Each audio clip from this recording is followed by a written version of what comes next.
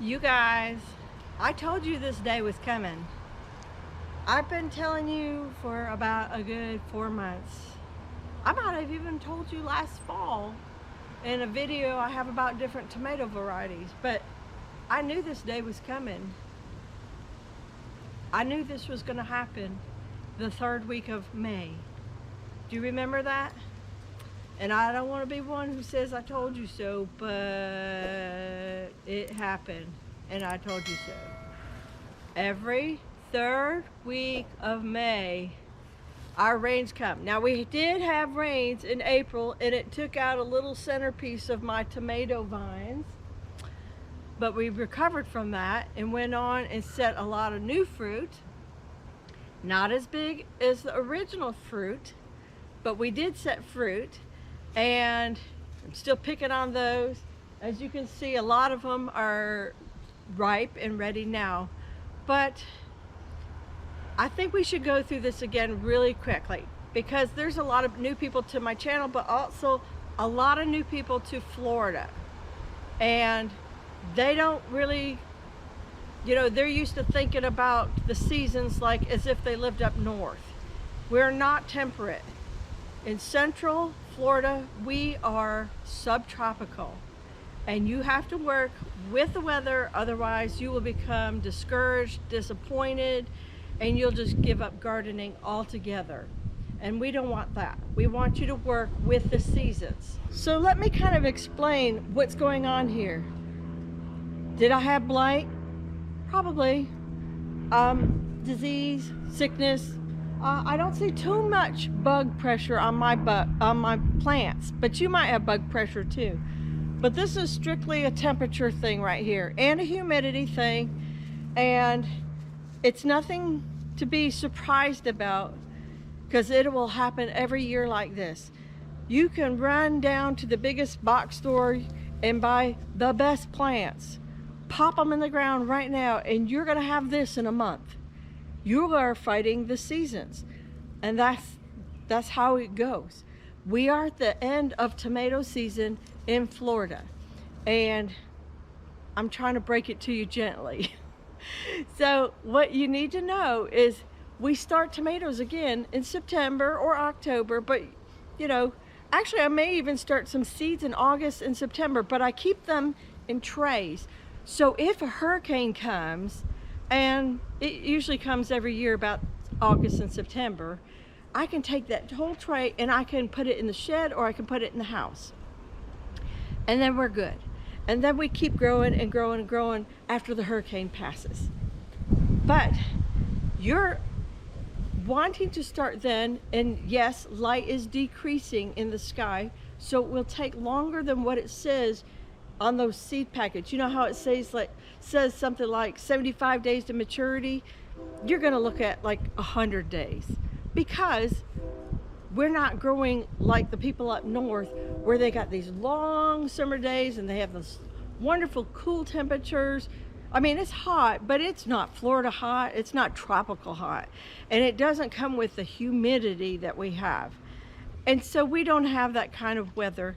And so we just cut our losses and we garden completely different. And if you look and travel and go see all the farms in South Florida, you will see, and in the markets, they're not ready till about, they're selling fruit and vegetables February, March, April.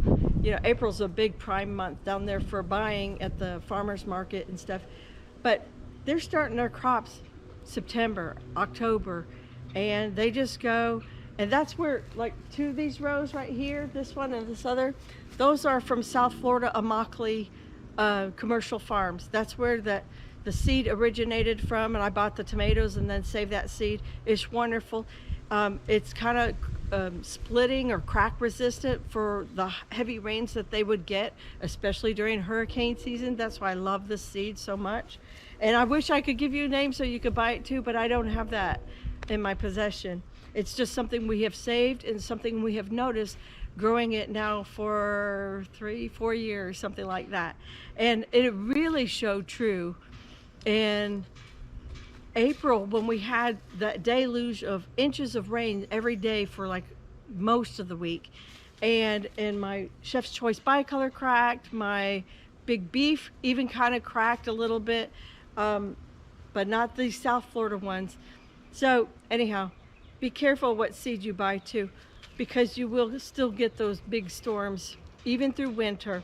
But at least we have lower humidity, and that's why we start in the fall and we go all through winter. Now if you're in 10A and 10B, you're probably not going to have a frost. You could, but it's less likely. I'm in 9B.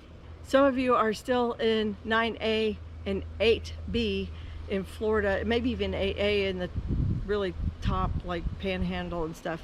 But you'll go through frost, and so you're going to have a plan for your frost. And for me, it's comforters and blankets. He's eating all the tomatoes behind me, isn't he? He's out here getting a snack. But yeah, so it's, you know, that is life of overwintering tomatoes and any of your vegetables, except for the, you know, the brassicas and stuff like that don't need to be covered. The onions don't need to be covered.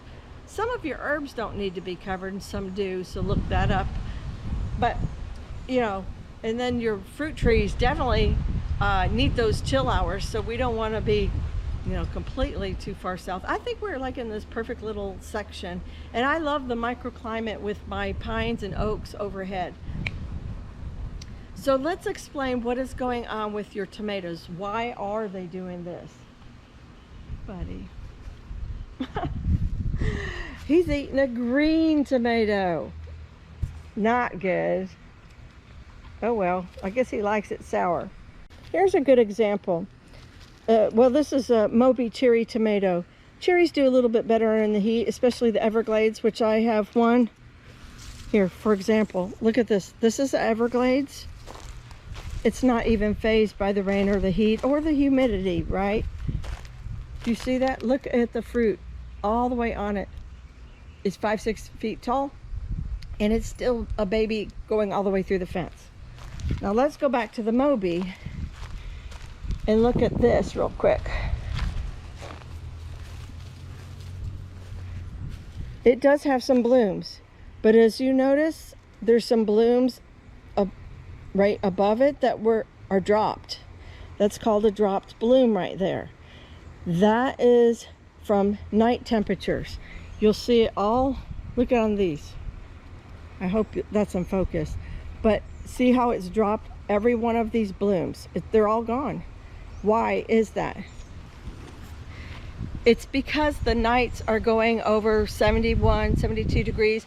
But as a general rule, I say like 70 degrees to most people, like if I'm just typing it out on the community pages or, you know, social media. But I notice that for sure 71, 72 is when we start getting that, and we're there. Even though we had a cool down this past week, we're still there. And the days are going over 90 degrees, which is secondary, but the blossom drop is definitely due to the evening heat going up, from what I've seen in my life. And I have been growing in this county for 20 years. Now, see the spots? See the little, yeah, first of all, let's notice it's yellow. It has spots.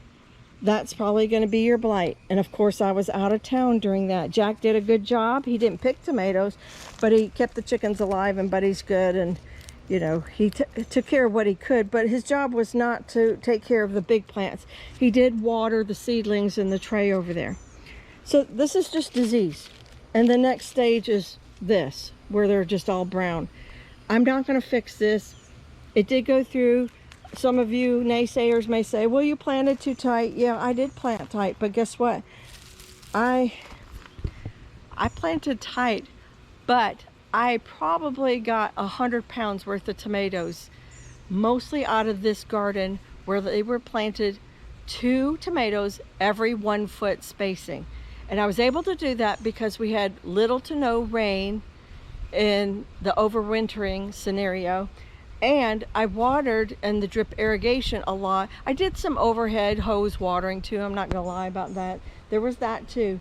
But a lot of it was under the plants right there at the stem. And then it didn't start doing this till we started getting humidity and those really huge rain dumps. So this is just Florida. This is Florida tomatoes right here, okay? This is normal. I'm gonna pick these. I'm gonna pick the green ones as well as the red ones. Did you hear me? I'm gonna pick the green ones as well as the red ones. Why? Because this stem is going to die. You see all these stems that have died all behind me? Okay, there's not anything gonna go to that tomato anymore. There's no nutrition, no water, nothing. And it's just gonna shrivel because it's gonna dehydrate on the plant. And, you know, not good. I would rather go inside and fry, you know, make a dish with a side with fried green tomatoes. Or if you're a canner, and some of you are, I know you are, you can take your tomatoes, okay, clean them, just make sure they're clean, slice them like in coins, I guess that's the best way, and put them in with water with some salt. You know, it's on all the canning books, but you know, and then you fill them up and you pressure can them. And I don't think you can water bath can green tomatoes. Some of you will know that off the top of your head. I have to look it up in a book every time. I'm pretty certain that I pressure canned mine. Was it 2 summers ago? Yeah, because it was that garden, house garden. And I had a lovely fruit set after a frost, and March and April, and the next thing you know, I had probably 2 massive bowls of green tomatoes that hadn't turned red yet, but the plants were completely dead. And we did a lot of quarts of green tomatoes for the future. And Loretta, if you're watching, thank you for taking some of them, and she's been eating them because we're not going through them fast enough. And because I also have a whole bunch more here now.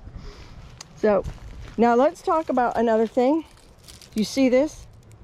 This could be army worm. Could be, but let's see if we have a better specimen.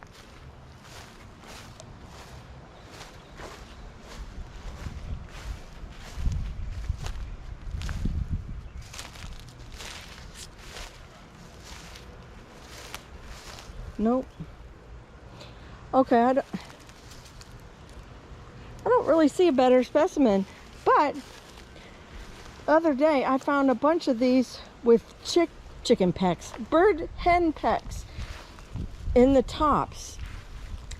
Now they're not going to do this because the scarecrow's right here, but they would just sit up right here or somewhere close by and they'll just do like 3 or 4 pecks in there. They'll get whatever food they want. They usually spook and leave, and then they leave you with a nasty tomato with you know, their enzymes from their mouths or whatever in it, and it'll break down and make this into a juicy mess. And you don't want to eat any tomato that has been broken into either by bug or bird. I'm just telling you, larva is in there even if you don't see it, and you don't want it. Oh, buddy, you're showing me. Look, see this? Something's gotten in here. It's a sack full of nasty liquid. So don't you eat that, buddy. That's gross. So you guys, please do not freak out over your tomato plants dying this month. I see that a lot in the past 48 hours of scrolling through Facebook and Instagram. And I've tried to answer a couple of them, but I'm just putting it on a video now, so I don't have to type so much. I'll just start sharing this video every year in the 3rd week of May, because people are like, is it overwatering? Yeah, it's overwatering, but guess what? That's nature. We're going into our rainy season in Florida, and that's something to be embraced, because then your fruit trees are gonna grow, your bananas are gonna start really putting out the racks, your citrus like lemons and limes, you know, your fruit's really gonna fill up. It needs the water inside there to make juicy citrus, you know, to put on your fish, because I'm sure all of you are fishermen here in Florida too.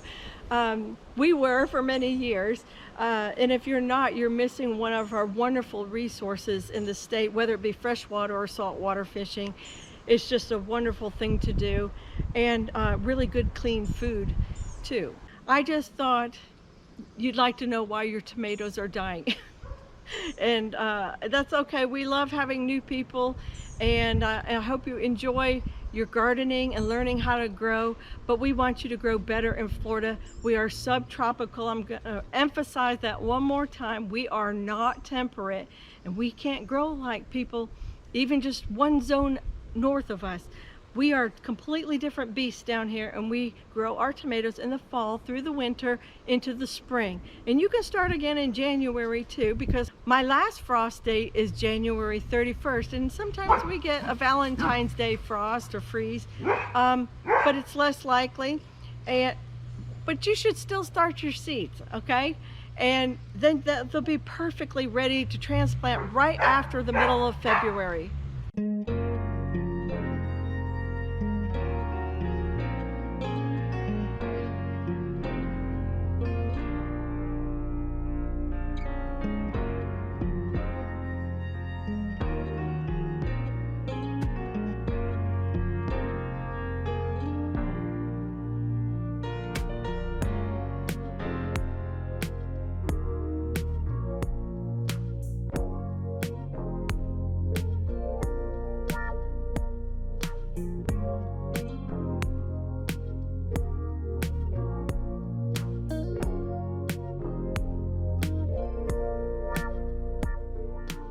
I found an example for you guys. So there's a bird pecking. You see it's a little bit more oblong versus round. The other one that I showed you earlier was round. That's probably more armyworm. And this is probably more birds pecking, because like they're pulling their head down to rip the skin of the tomato. And that's the kind of mess that they make. But I'll weigh it, and then, you know, I left a lot of red ones down in here that were kind of soupy and not right, probably, you know, kind of sickly. And I'll let the birds eat those, and then I'm sure we'll have some volunteer tomatoes next year. I wanted to give you guys a quick overview of the tomatoes that were picked. Look at that. These are big pots down here. This one especially. So I have Everglades cherry tomatoes. I have Moby cherry tomatoes and Big Beef F1 hybrids. This basket and this basket are my South Florida from Immokalee tomato. And this one is a mixture of Dr. Waishi or Witchy. This is a black brandy one. Looks like I have to toss that one to chickens. This is my Dr. Waishi cross. So I saved the seeds, but they turned out nothing like it. And, oh, actually, no, these aren't, but the ones that look just like them down there are these. I don't know what these were. These were at the end of the row, and they could be Salvador Select, or I hope I'm saying that right. And then these more traditional round ones, these are the Grand Marshalls. Look, that one started to split with all that rain. And I don't know what this green one is, but anyhow, so that's that mixture. So I just wanted to encourage you guys. Some of you are really freaking out, and maybe, yes, this year might be just a loss for your garden, and but you grew in education and wisdom, right? As Jess always says in Roots and Refuge. And so, you know, you learned a lesson the hard way. Trust me, I have learned so many lessons the hard way, and that I finally figured it out. So I figured most of it out, some of it out. Occasionally the bugs still get me, you know, stuff still happens. But if I can pass on any knowledge to some of you that are just in your first and second year of growing tomatoes or any other vegetables in Central Florida, then I would like to help you along the way. If you like this content, please give it a thumbs up. There's a little thumbs up over there, and next to it is a subscribe button, so you can always subscribe to us as well. And we'd love to have you as part of the Central Florida growing family of gardeners. Does that make sense? I'm kind of a mess still after my vacation. My brain still hasn't returned. It was the vacation part was fine. It was the driving, such a mess, because it was all vacation traffic. But you guys, that's it for today. Take care, God bless, and I will see you in the next vacation, and hopefully Did you see me shriek? That was a butterfly. Hopefully I'll be more like my normal self in that video. All right, bye-bye.